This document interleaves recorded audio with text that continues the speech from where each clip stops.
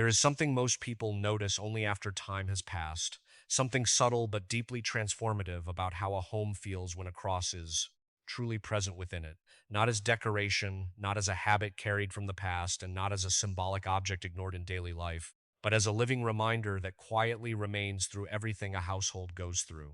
Over the years, a pattern becomes visible in very different places, among very different families, across different ages, cultures, and life situations. Where the cross is not ignored, where it is not reduced to a background object, something slowly begins to change in the inner atmosphere of the home. It is not magic, it is not superstition, and it is not an automatic effect. It is something more grounded and more human. People begin to carry their suffering differently, the heart becomes more ordered, and life, while still difficult, becomes more bearable.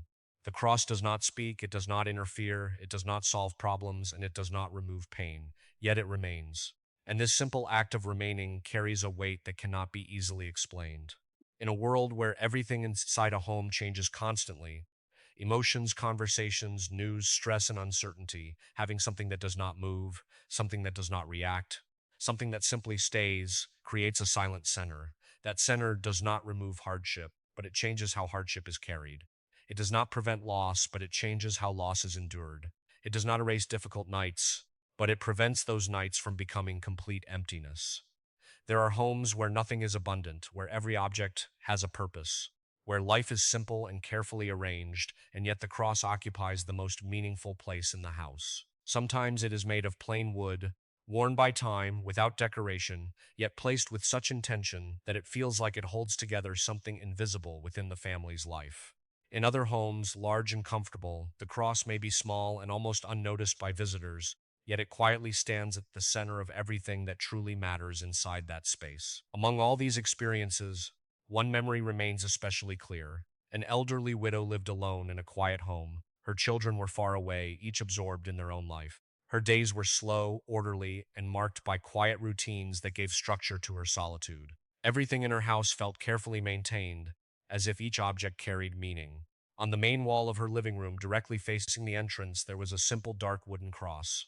One day, during a calm conversation over coffee, she said something that stayed deeply in memory. She explained that this cross had witnessed everything in her life.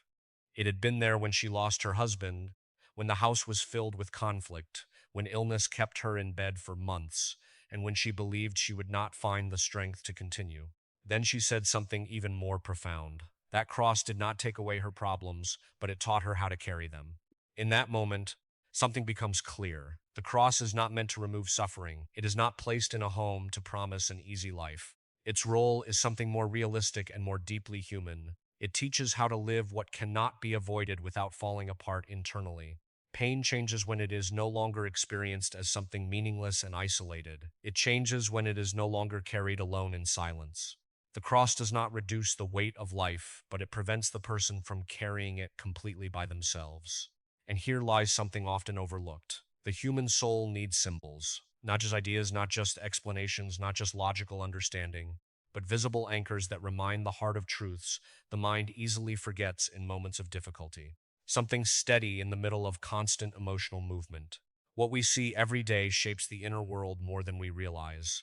If what surrounds us is only noise, urgency, screens, and constant pressure, the inner life becomes restless and scattered. But when, even briefly, the eye rests on a symbol of sacrifice, of love given fully and freely, something different begins to form inside. The change is not immediate.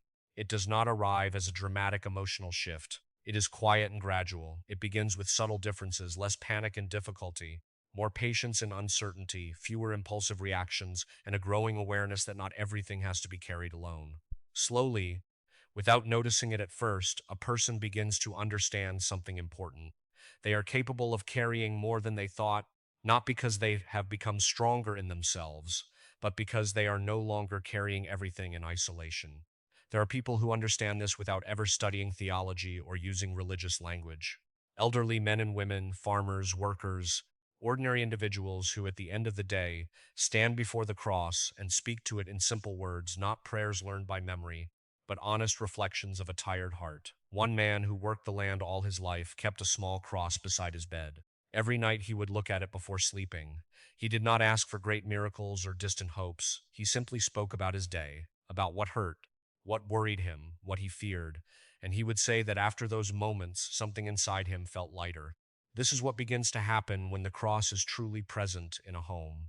It does not remove life's difficulties, but it makes them more bearable, more human, and no longer completely solitary. And from here, something even deeper begins to unfold. As this quiet presence continues to remain in home, something deeper begins to unfold, something that is not immediately visible on the surface of daily life. The cross begins to shift from being a silent witness of suffering into something that gently reshapes how people interpret what they go through. It does not change the facts of life, but it changes the inner language with which those facts are received. Over time, suffering that once felt random starts to feel less chaotic. Pain that once seemed meaningless begins to take on a different weight, not because it becomes easier, but because it is no longer experienced in isolation.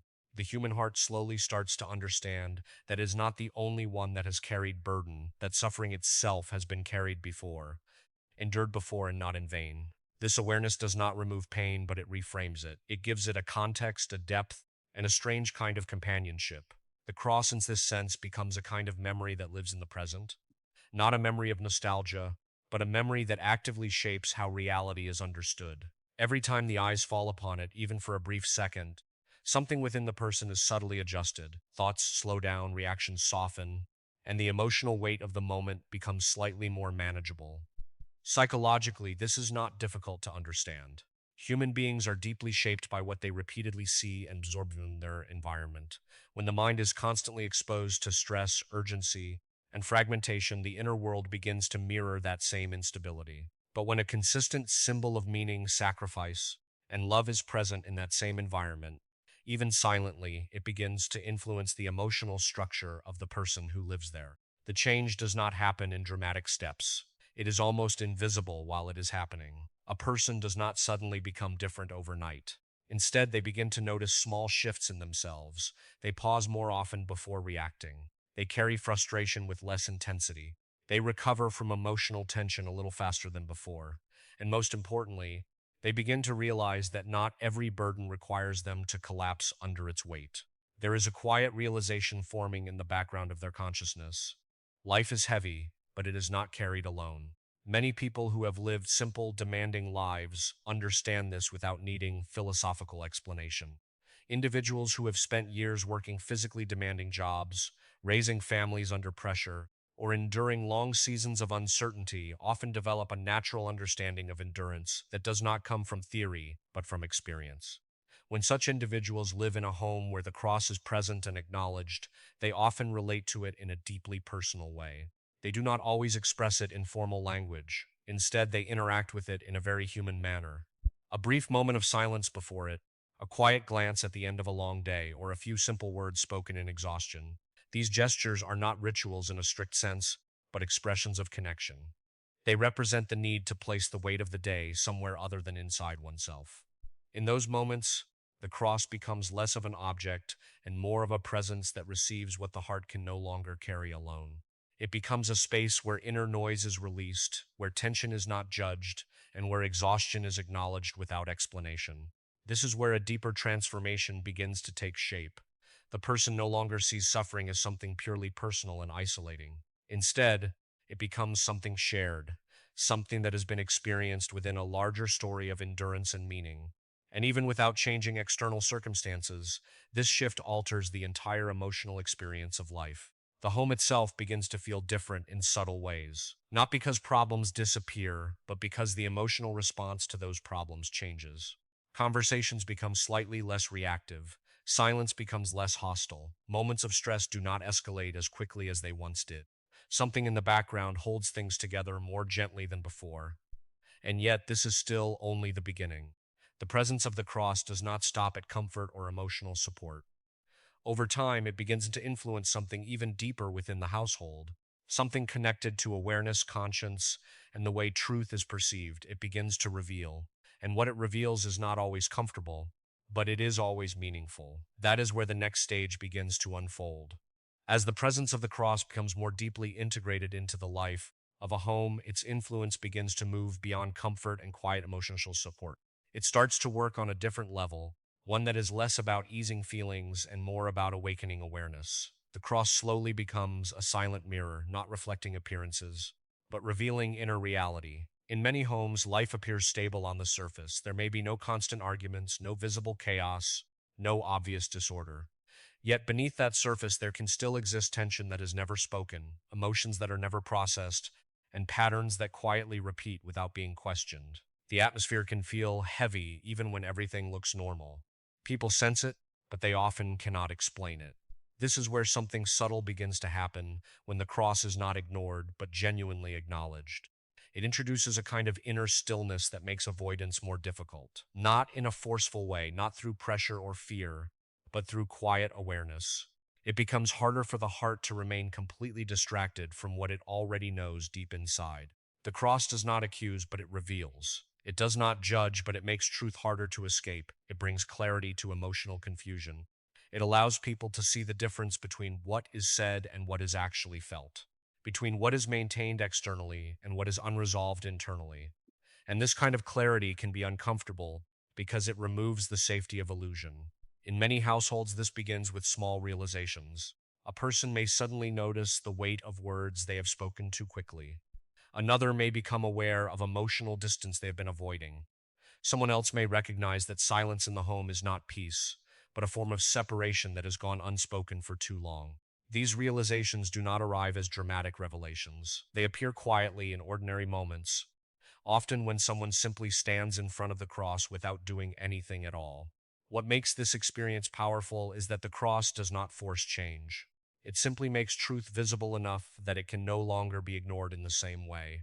And once something is seen clearly, it begins to demand a response, not from outside pressure, but from internal honesty. This is why many people describe a sense of inner discomfort when they begin to truly pay attention again to the cross in their home after a long time. It is not discomfort caused by the symbol itself, but by what it reflects back into the conscience.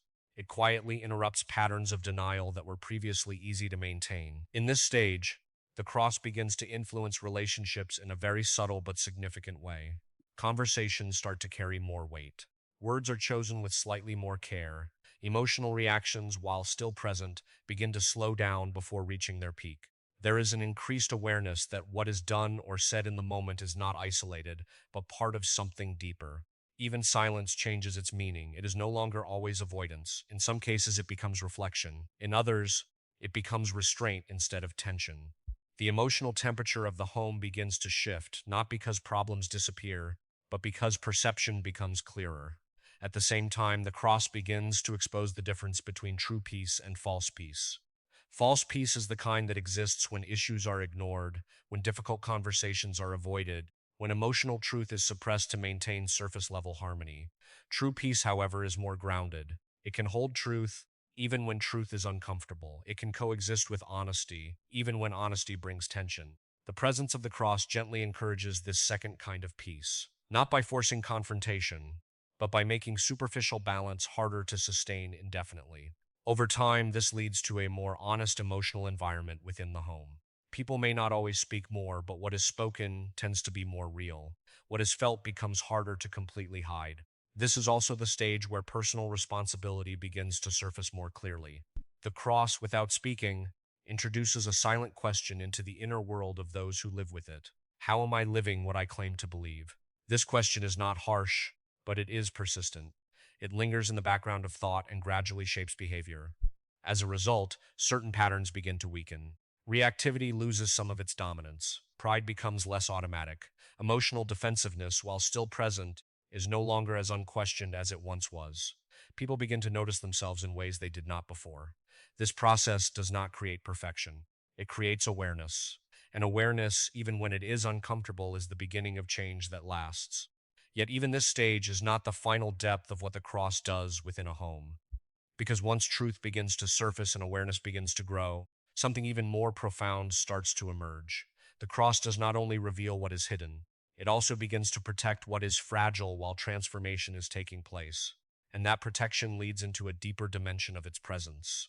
As this inner awareness continues to grow, the role of the cross in the home begins to shift again, moving from revelation into something more subtle and stabilizing. It does not only show what is hidden or unsettle what is false, it also begins to hold the emotional space of the household in a quieter, more protective way. This protection is not dramatic or visible, but it becomes noticeable over time through the way people respond to life's pressures. In every home, there are moments where emotions rise faster than understanding, where words are ready to become wounds, where decisions are made under pressure rather than reflection. In such moments, something often interrupts that automatic escalation. It may not be consciously recognized, but there is a pause, a hesitation, a small internal resistance before crossing a line that cannot be undone easily. This is where the presence of the cross begins to act in a deeper way, not by removing freedom, but by slowing down destruction. It is not uncommon for people who live with a visible cross in their home to describe a kind of internal stopping point before reacting in ways they later regret. Not because they are forced to behave differently, but because something within them has become more aware of consequence, of meaning, and of the weight behind their actions. The reaction is no longer purely instinctive. It is interrupted by reflection, even if only for a second. That small second is often enough to change the direction of an entire moment. This protective dimension of the cross does not eliminate conflict. Conflict still exists, disagreements still happen, and tension still rises. But the difference lies in how far those conflicts are allowed to go. There is less emotional destruction, fewer irreversible words, less lasting damage. The intensity is often reduced not by suppression, but by interruption of escalation. Over time, this begins to shape the emotional memory of the household. People start to recognize that not every impulse must be followed, not every feeling must be acted upon immediately, and not every moment of anger needs to become a permanent fracture. This awareness builds a kind of internal discipline, not imposed from outside, but formed quietly from within. In many families, this is also where a deeper sense of resilience begins to appear. Difficult situations still arrive, sometimes unexpectedly and with great weight, but the way they are carried changes. There is less fragmentation crisis, less emotional collapse when things go wrong, and more capacity to hold tension without breaking relationships completely apart. Even in moments of serious difficulty, illness, financial pressure, or loss, the presence of the cross often serves as a quiet anchor. It does not remove pain, but it prevents pain from becoming chaos. It gives the household a point of return when everything else feels unstable. In that sense, it becomes less like an object and more like a reference point that memory and emotion can come back to when overwhelmed. Another important aspect of this stage is the way the cross influences loneliness within the home. There is a form of loneliness that exists even when people are physically present, a sense of being emotionally unseen or internally disconnected. The cross, in its silent presence, often becomes a reminder that existence is not entirely isolated, that suffering is not entirely private, and that silence does not always mean abandonment. This does not erase loneliness, but it changes its texture. It becomes less absolute, less final, less consuming. People begin to feel that even in their most silent moments, there is something that remains present with them, something that does not withdraw when everything else feels distant. At the same time, the cross begins to shape the moral atmosphere of the home in a very subtle way. It does not impose rules, but it strengthens conscience. Actions that once felt neutral begin to feel more significant. Words carry more awareness. Choices are made with a slightly deeper sense of responsibility, not because of external enforcement, but because internal perception has changed. In this environment, people begin to experience a growing awareness that life is not only about reacting, but also about responding. Not only about surviving emotions, but about understanding them. Not only about expressing what is felt, but also about recognizing what is right to carry forward and what needs to be released. This is why homes where the cross is truly present often develop a different emotional rhythm. It is not perfect and it is not free of struggle, but it is less chaotic in its reactions. There is more space for reflection, more room for restraint, and more capacity to repair after conflict. And yet, even this protective dimension is not the deepest level of its influence, because beyond protection, beyond emotional stabilization, the cross begins to transform something even more foundational: the identity of the people who live with it. It begins to reshape not just how they behave, but how they understand themselves, their suffering, and their place within life itself. That is where the next stage begins to unfold. As time passes and the presence of the cross becomes deeply woven into the everyday life of a home, its influence reaches a final and more profound stage. It no longer only comforts, reveals, or protects in isolated moments. It begins to reshape something much more fundamental: the way people understand themselves and their entire experience of life. At this level, The change is no longer just emotional or behavioral. It becomes internal, almost existential. People begin to see their own suffering differently. What once felt like pure burden starts to feel like something that can be carried with meaning. What once felt like isolation begins to feel like a shared human experience. And what once felt like personal collapse starts to feel like something that can be endured without losing inner dignity. The cross, in this sense, becomes more than a symbol in the room. It becomes a reference point for identity. It quietly reshapes the inner question from "why is this happening to me?" into something deeper and more reflective, such as "how do I live through this in a way that does not destroy me from within?" This shift does not remove pain, but it changes the relationship with pain itself. There are people who begin to notice that they react differently to situations they once considered unbearable. Loss does not feel less real, but it feels less absolute. Failure does not feel like the end of identity. Emotional wounds do not define the entire self in the way they once did. Something inside begins to create distance between what happens and who they are at their core. This is one of the most important transformations that takes place. The person is no longer fully identified with their circumstances. They begin to understand themselves as something deeper than their current condition. And that realization changes everything about how life is carried. Within families, this shift also changes relationships. There is more patience, not because conflict disappears, but because people begin to recognize each other's fragility more clearly. Judgment softens. Expectations become more realistic, and there is a growing awareness that every person in the home is carrying invisible weight that cannot always be seen or explained. The cross, in its silent presence, continues to remind everyone that human life is not meant to be perfect in appearance, but meaningful in depth. It encourages endurance without bitterness, struggle without despair, and responsibility without self-destruction. Over time, this creates a kind of emotional maturity that does not depend on external success or failure, but on inner stability. Even the way time is experienced begins to shift. The urgency that once dominated decisions starts to lose its grip. There is more ability to pause, to wait, to reflect before reacting. Life becomes less about rushing through moments and more about understanding them as they come. This does not remove challenges, but it reduces the internal chaos that often accompanies them. In many homes, this transformation also brings a quieter form of forgiveness. Not always immediate or spoken, but gradual and real. People begin to release long-held resentment, not because they forget what happened, but because they begin to understand that carrying it endlessly does not bring healing. The cross, by its very nature, points toward a love that endures suffering without being consumed by it, and that silent reminder slowly influences how people relate to their own wounds and to others. Even self-perception changes. Many begin to soften the way they speak to themselves internally. Harsh self-judgment starts to lose some of its dominance. There is a growing awareness that being human includes limitation, failure, learning, and gradual growth. This does not lead to irresponsibility, but to a more compassionate honesty with oneself. And as all of this unfolds, something unexpected happens. The cross begins to extend its influence beyond the walls of the home. People who live in such an environment often carry something with them when they step outside. Not something visible, but something felt. A certain calmness in the way they speak, a patience in the way they respond, a grounded presence that others can sense without fully understanding. In this way, the home itself begins to radiate outward. It becomes a place that shapes not only those who live inside it, but also those who encounter its atmosphere. The impact is not loud or obvious, but it is real. It is felt in relationships, in conversations, in the way people are treated, and the way they treat others in return.